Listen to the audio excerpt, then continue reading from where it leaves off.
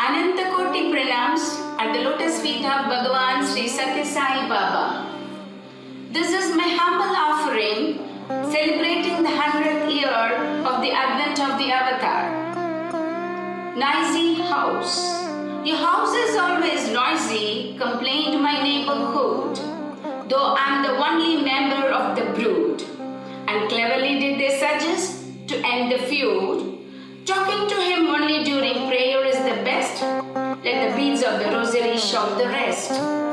He's my mother, father, kith and kin. He's my friend and soulmate all in one. I never learnt any hymns and chants and only talk to him all my silly wants. I wish him in the morning as well as at night. My banter slowly stops after I sleep tight. He is the unseen speaker behind my mic. He is the proxy writer beneath my scripts. He plans my tours and travels.